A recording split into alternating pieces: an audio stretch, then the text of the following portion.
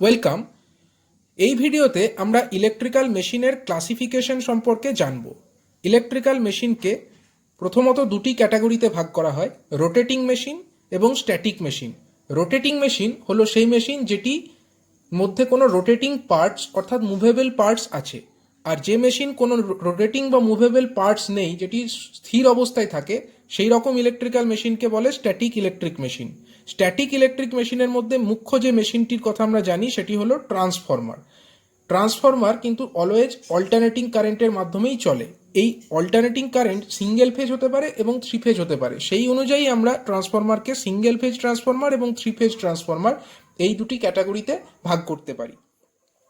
আবার rotating machine তাকে দুটি ক্যাটাগরিতে ভাগ করা হয়েছে, ডিসি মেশিন অর্থাৎ ডাইরেক্ট কারেন্টের মাধ্যমে যে ডিসি মেশিন চলে, এবং আরেকটি হলো এসি মেশিন যেখানে অল্টারনেটিং কারেন্টের ইনভলভমেন্ট আছে। ডিসি মেশিন তাকে আবার দুটি ক্যাটাগরিতে ভাগ করা যায়, ডিসি মোটর এবং ডিসি জেনারেটর। যে ডিসি মেশিনে ইলেকট্রিক্যাল এনার্জি ইনপুট দেওয়া হয় এবং মেকানিক্যাল এনার্জি আউটপুট পাওয়া যায় তাকে বলা হয় ডিসি মোটর, এবং যে ডিসি মেশিনে মেকানিক্যাল এনার্জি ইনপুট দিয়ে ইলেকট্রিক্যাল এনার্জি আউটপুট হিসাবে পাওয়া যায় তাকে বলা হয় ডিসি জেনারেটর। আর এসি মেশিন অর্থাৎ যে মেশিন অল্টারনেটিং কারেন্টের মাধ্যমে চলে তাকে দুটি ক্যাটাগরিতে ভাগ করা যায়, একটি হলো সিঙ্ক্রোনাস মেশিন আর একটি হলো অ্যাসিঙ্ক্রোনাস মেশিন। সিঙ্ক্রোনাস মেশিনের বৈশিষ্ট্য এটি একটি সুনির্দিষ্ট স্পিড অর্থাৎ গতিবেগে ঘোরে, কিন্তু অ্যাসিঙ্ক্রোনাস মেশিন কোনো সুনির্দিষ্ট গতিবেগে ঘোরে না, তাই একে অ্যাসিঙ্ক্রোনাস মেশিন বলা হচ্ছে। সিঙ্ক্রোনাস মেশিন তাকে আবার তিনটি ক্যাটাগরিতে ভাগ করা হয়, অল্টারনেটর, সিঙ্ক্রোনাস মোটর এবং সিঙ্ক্রোনাস কম্পেনসেটর। অল্টারনেটর অর্থাৎ সিঙ্ক্রোনাস জেনারেটর। জেনারেটর অর্থাৎ এখানে আমরা মেকানিক্যাল এনার্জি ইনপুট দিই এবং ইলেকট্রিক্যাল এনার্জি আউটপুট হিসাবে পাই। সিঙ্ক্রোনাস মোটর এটি হলো এক ধরনের মোটর, এখানে ইলেকট্রিক্যাল এনার্জি ইনপুট দিয়ে মেকানিক্যাল এনার্জি আউটপুট হিসাবে পাওয়া যায়। আর সিঙ্ক্রোনাস যে কম্পেনসেটর এটিও হলো এক ধরনের সিঙ্ক্রোনাস মোটরই, কিন্তু এর ব্যবহার কোনো মেকানিক্যাল আউটপুটকে কাজে লাগানোর জন্য করা হয় না, এটির ব্যবহার হয় পাওয়ার সিস্টেমের যে পাওয়ার ফ্যাক্টর আমরা জানি সেই পাওয়ার ফ্যাক্টরের ইমপ্রুভমেন্ট করবার জন্য, অর্থাৎ পাওয়ার ফ্যাক্টরের মানকে বাড়ানোর কাজে এই সিঙ্ক্রোনাস কম্পেনসেটর ব্যবহার করা হয়। আর অ্যাসিঙ্ক্রোনাস যে মেশিন সেই অ্যাসিঙ্ক্রোনাস মেশিনকে আবার দুটি ক্যাটাগরিতে ভাগ করা হয়, একটি হলো ইন্ডাকশন মোটর আর একটি হলো ইন্ডাকশন জেনারেটর। ইন্ডাকশন মোটর হচ্ছে যেখানে আমরা ইলেকট্রিক্যাল এনার্জি ইনপুট দিয়ে মেকানিক্যাল এনার্জি আউটপুট হিসাবে পাই, তাকেও আবার দুভাগে ভাগ করা হয়, আইদার এটা হতে পারে সিঙ্গেল ফেজ আর অথবা এটা হতে পারে থ্রি ফেজ, অর্থাৎ অল্টারনেটিং কারেন্টের মাধ্যমে এই ইন্ডাকশন মোটর চলে, এটা সিঙ্গেল ফেজ অল্টারনেটিং কারেন্টের মাধ্যমেও চলতে পারে অথবা থ্রি ফেজ অল্টারনেটিং কারেন্টের মাধ্যমেও চলতে পারে। আর ইন্ডাকশন যে জেনারেটর যেখানে আমরা মেকানিক্যাল এনার্জি ইনপুট দিয়ে ইলেকট্রিক্যাল এনার্জি আউটপুট হিসাবে পাই, এবং সেটিও সিঙ্গেল ফেজ এবং থ্রি ফেজ এই দু ধরনেরই হতে পারে। এরপরে আমরা সামান্য বেসিক আইডিয়া করতে চাইব কিছু ইলেকট্রিক্যাল মেশিনের ব্যাপারে। প্রথমে আসছি ইলেকট্রিক্যাল মোটর। ইলেকট্রিক্যাল মোটর বলতে আমরা কাকে বোঝাই, যেখানে আমরা ইলেকট্রিক্যাল এনার্জি ইনপুট দিই এবং মেকানিক্যাল এনার্জি আউটপুট হিসাবে পাই।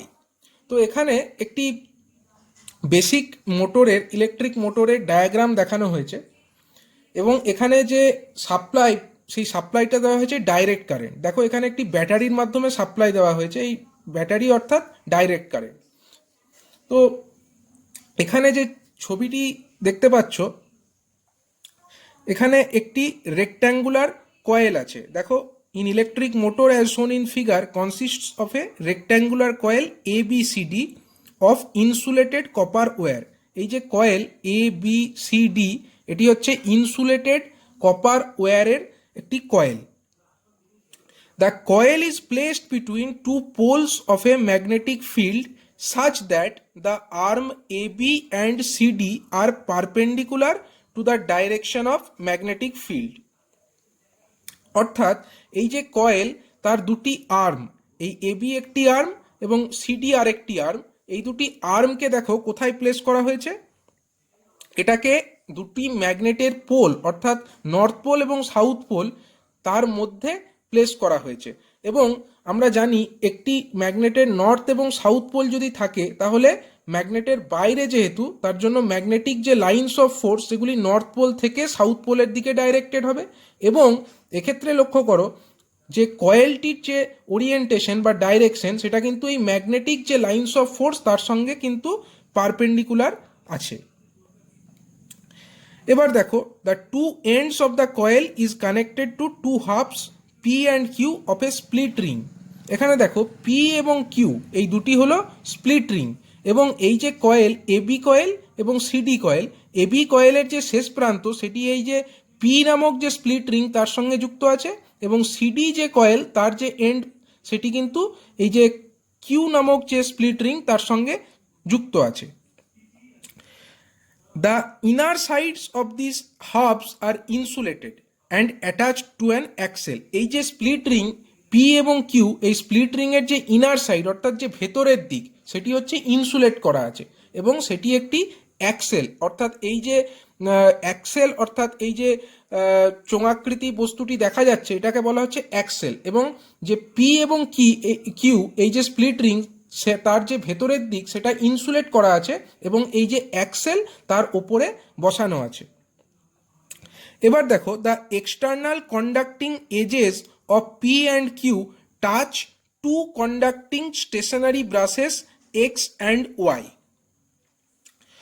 অর্থাৎ এর যে এক্সটার্নাল দিক অর্থাৎ বাইরের দিক, পি এবং কিউ যে দুটি স্প্লিট রিং ছিল তার যে ভেতরের দিক সেটা তো ইনসুলেট করা, কিন্তু যে বাইরের দিকটি হচ্ছে কন্ডাক্টিং সাইড, অর্থাৎ এটি কারেন্ট কন্ডাক্ট করতে পারে। এই কন্ডাক্টিং সাইডটা দুটো ব্রাশ এক্স এবং ওয়াই দুটি ব্রাশের সঙ্গে যুক্ত করা আছে, এবং ব্রাশ দুটি কিন্তু স্টেশনারি অর্থাৎ ব্রাশ দুটি কিন্তু মুভ করবে না, এই দুটি ফিক্সড অবস্থায় থাকবে, যেরকমভাবে এই চিত্রে দেখানো হয়েছে। এরপর দেখো, এখানে বলা হয়েছে যে current in the coil ABCD enters from the source battery through the conducting brush X and flows back to the battery through the brush Y.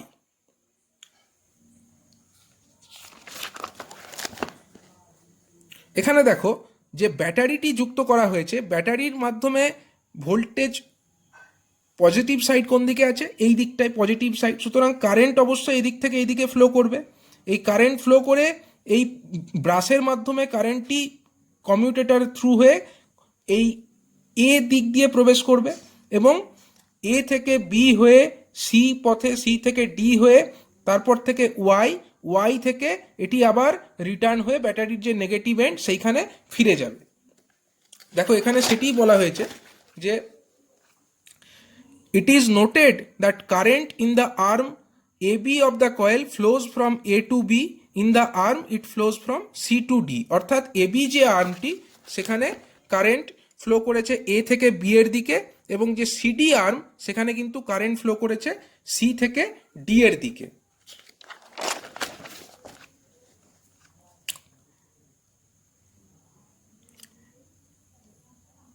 On applying Fleming's left-hand rule for the direction of force on the current-carrying conductor in the magnetic field, we find that the force acting on the arm AB pushes it downwards, while the force acting on the arm CD pushes it upwards.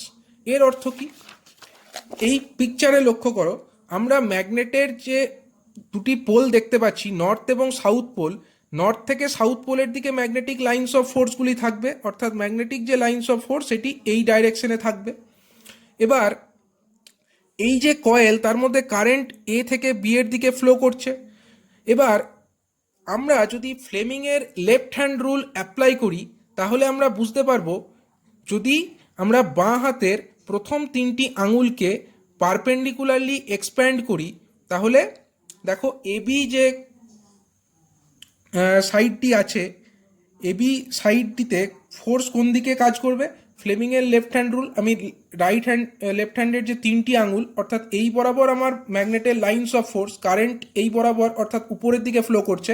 দেখো আমার যে থাম্বটি সেটি কিন্তু নিচের দিকে directed, থাম্বটি অর্থাৎ বুড়ো আঙুলটি নিচের দিকে ডাইরেক্টেড, অর্থাৎ এবি যে সাইডটি তার ওপরে কিন্তু ফোর্সটা নিচের দিকে কাজ করবে, অর্থাৎ এই এবি সাইডটা অ্যাকচুয়ালি নিচের দিকে নেমে আসতে চাইবে। অনুরূপভাবে যদি আমরা সিডি আর্মের কথা দেখি, কারেন্ট এখানে সি থেকে ডি এর দিকে ফ্লো করছে, এবং এইখানে যদি আমরা ফ্লেমিংয়ের লেফট হ্যান্ড রুল অ্যাপ্লাই করি তাহলে আমরা বুঝতে পারবো যে ফোর্সটা কিন্তু আপওয়ার্ডস অর্থাৎ উপরের দিকে কাজ করছে, কারণ এখানে ম্যাগনেটের লাইন্স অফ ফোর্স এই আঙুল বরাবর এবং এই যে মিডিল ফিঙ্গার সেই বরাবর কিন্তু কারেন্ট ফ্লো করছে, এবং এই যে বুড়ো আঙুল সেটার ডাইরেকশন দেখো উপরের দিকে, অর্থাৎ এই যে সিডি আর্ম সেখানে কিন্তু যে ফোর্সটা সেটা কিন্তু উপরের দিকে কাজ করবে, অর্থাৎ এবি আর্মটা নিচের দিকে নেমে আসবে এবং সিডি আর্মটা উপরের দিকে উঠবে, এবং তার ফলে এই যে কয়েলটা তার মুভমেন্ট কোন দিকে হচ্ছে, কয়েলের মুভমেন্টটা কিন্তু অ্যান্টি ক্লকওয়াইজ হবে। দেখো এখানে সেটাই লেখা হয়েছে, thus the coil and the axle mounted free to turn about an axis rotate anti-clockwise, এবং কয়েলটির সাথে সাথে কিন্তু অ্যাক্সেলটিও ঘুরবে, অর্থাৎ যে অ্যাক্সেলের ওপরে যে দুটি স্প্লিট রিং পি এবং কিউ এর মাধ্যমে যুক্ত করা আছে তার জন্য কিন্তু কয়েল ঘোরার সাথে সাথে অ্যাক্সেলটিও তার সঙ্গে ঘুরবে। এবার দেখো এখানে বলা হয়েছে at half rotation Q makes contact with X and P makes contact with Y. Therefore, the current in the coil gets reversed and flows through the path DCBA. এর অর্থ কি? যখন অর্ধেক রোটেশন কমপ্লিট করা হয়ে যাবে তখন কি হচ্ছে, প্রথমে কিন্তু এই যে এ এন্ডটা এটা এ যে কয়েলের এন্ডটা সেটা কিন্তু পি এই স্প্লিট রিং এর সঙ্গে যুক্ত ছিল, এবং পি কার সঙ্গে যুক্ত ছিল, এক্স এর সঙ্গে যুক্ত ছিল, এবং এই যে কিউ স্প্লিট রিং সেটি কিন্তু ওয়াই এন্ডের সঙ্গে বা ওয়াই ব্রাশটির সঙ্গে যুক্ত ছিল। এবার যখন এই অ্যাক্সেলটি সাথে সাথে কয়েলটি দুটোই হাফ রোটেশন ঘুরে ফেলবে তখন কি হবে, হাফ রোটেশন ঘোরার ফলে যখন সিডিটা এই দিকে চলে আসবে এবং এবিটা এই দিকে থেকে যাবে, এবং তার ফলে কি হবে, এই যে কিউ যে স্প্লিট রিং সেটা কিন্তু এক্স এর সঙ্গে যুক্ত হয়ে যাবে, এবং এই যে পি নামক যে স্প্লিট রিং সেটা কিন্তু তখন ওয়াই এর সঙ্গে সংযুক্ত হয়ে যাবে, এবং তার ফলে কি হবে, এখানে যে কারেন্ট কিন্তু সবসময় এক্স দিয়েই ঢুকছে, কারেন্ট এক্স দিয়ে ঢোকার জন্য তখন কি হবে, কারেন্টটা এখানে যদি এবির পরিবর্তে উপরে সি এবং নিচে যদি ডি হয়ে যায়, এবং এখানে সিডি এর পরিবর্তে এই পজিশনে হয়ে যাবে তখন আমার বি, এবং এখানে হয়ে যাবে এ, তার ফলে কারেন্ট ফ্লো হবে ডি সি বি এ। প্রথমে ফ্লো হচ্ছিল এ বি সি ডি, কিন্তু পরে কারেন্টটা ফ্লো হবে, অর্থাৎ যখন হাফ রোটেশন হয়ে যাবে তখন এখানে ডি, এখানে সি, এখানে বি, এখানে এ, অর্থাৎ কারেন্ট ফ্লো হচ্ছে ডি সি বি এ এই পথে।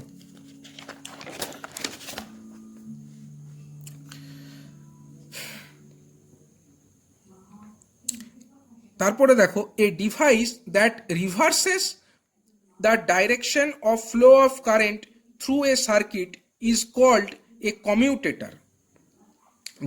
In electric motors the split ring acts as a commutator, মানে যে ডিভাইসের মাধ্যমে কারেন্টের ডাইরেকশনটা রিভার্স হয় তাকেই বলা হয় কমিউটেটর।